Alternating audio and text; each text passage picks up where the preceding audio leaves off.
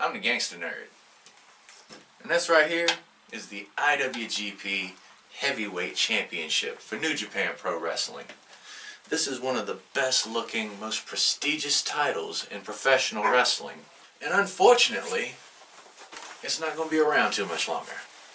Kota Ibushi plans on defending the IWGP World Heavyweight Championship, and that belt comes from this, being combined with the IWGP Intercontinental Championship.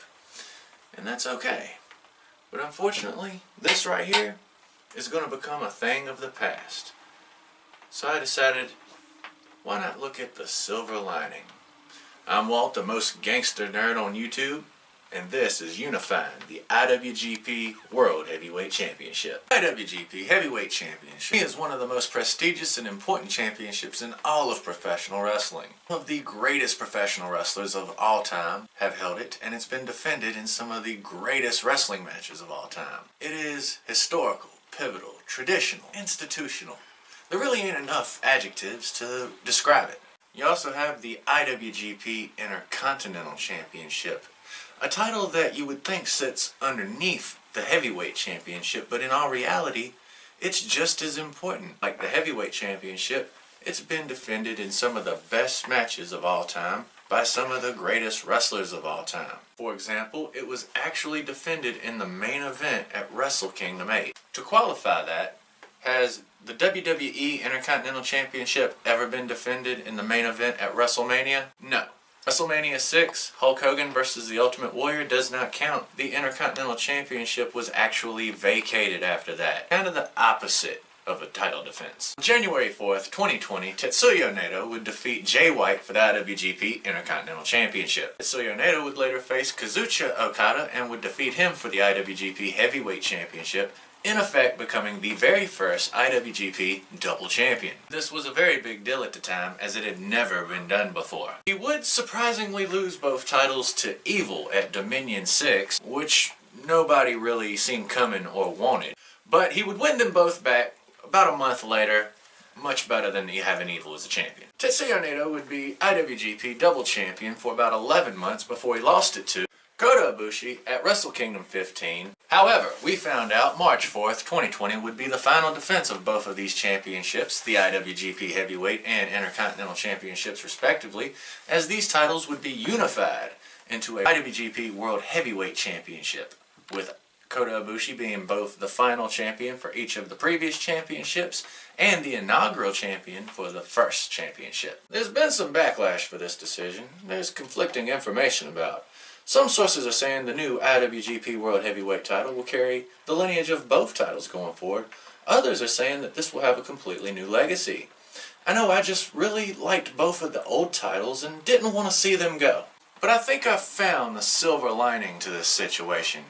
Let's cross the ocean and come back to the United States, where there's currently a wrestling renaissance going on. WWE might want to leave themselves out of it, but it seems like the rest of the wrestling world is coming together. Right now, AEW is leading the charge in professional wrestling, reaching out and working with other promotions like AAA, NWA, Impact Wrestling, as well as New Japan Pro Wrestling. We are seeing things we never thought we would. Kenta showing up on Dynamite was huge. Along with that, we've been seeing Impact and AEW talent showing up on each other's show for a little while now. Finjuice from New Japan showing up in Impact was huge, and currently, they're the Impact World Tag Team Champions defending the belt in Japan. And at the center of all of this are a few people.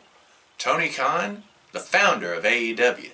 Don Callis, the Executive Vice President for Impact Wrestling.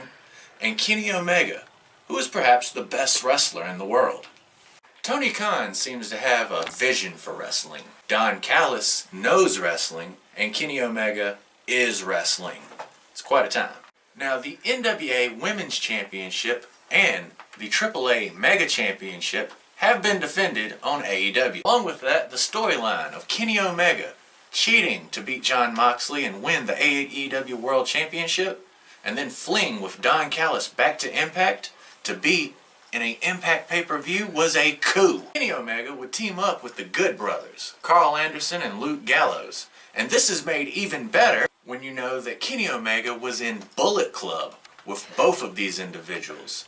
He even wore a Bullet Club shirt to their match at Hard to Kill. And that was only topped when Kenta from New Japan, also in the Bullet Club, showed up in AEW to help Kenny against Jon Moxley. Equally awesome as those nuggets, if you wind the clock back, before Kenny Omega was in Bullet Club, he was in a tag team called the Golden Lovers with none other than Kota Ibushi. The two at one point in time were inseparable. They were extremely close. Some people even asked if the two were lovers. And that's not a stretch really, because they would kiss before a match. Which is really good character work, I guess. Kenny Omega joining the Bullet Club would see the two split up. But their long-term story would continue, as the two would inevitably come back together and form the Golden Elite with the Young Bucks. Now when AEW came to town, Kenny Omega would sign with the new promotion. And Kota Ibushi would stay in New Japan, taking his career to new heights, ultimately becoming double champion and the inaugural World Heavyweight Champion. On the other hand, Kenny Omega would first win the AAA Mega Championship, along with more recently and controversially winning the AEW World Championship. So currently, he's a double champion as well, and is currently going for a belt collector gimmick, which is pretty cool. Now in April of 2021, we know that Kenny Omega will face the Impact World Champion Rich Swann in a title unification match. Similarly, it is my theory that in the near future, we are going to see a match. Kenny Omega versus Kota Ibushi, IWGP World Heavyweight title on the line. But also continuing the long-term story of Kenny Omega and Kota Ibushi, with Kenny Omega ultimately claiming the IWGP World Heavyweight Championship. And certain things have came together in a way that makes this fantasy a probable possibility. For example, world titles have to be defended. Otherwise, what's the point?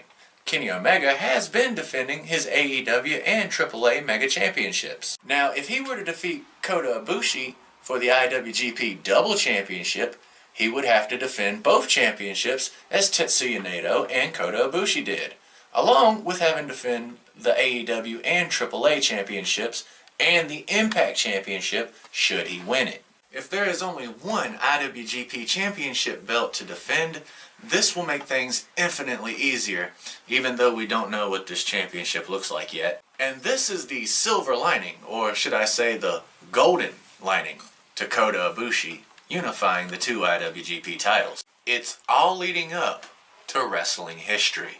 Kenny Omega will come for the IWGP Championship. There will hopefully be a 5-star match, and he will emerge defeating Kota Ibushi and being the IWGP World Heavyweight Champion. Easily being able to defend a title in Japan and a title in Mexico on pay-per-view, with however many championships he'll have here in the United States. I'm sure the dream match between Kenny Omega and Nick Aldis for the NWA World's Heavyweight Championship is in the works. However, with all the negative hype around the unification of the IWGP Heavyweight and IWGP Intercontinental Championships, people wanting to complain, Kota Ibushi doesn't want to defend 2 titles.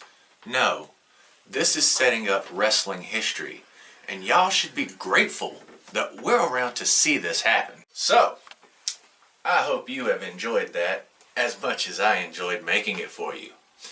I'm Walt, the most gangster nerd on YouTube. If you haven't clicked like and subscribe, do that for me. It really helps us out. And I'll be seeing you soon enough.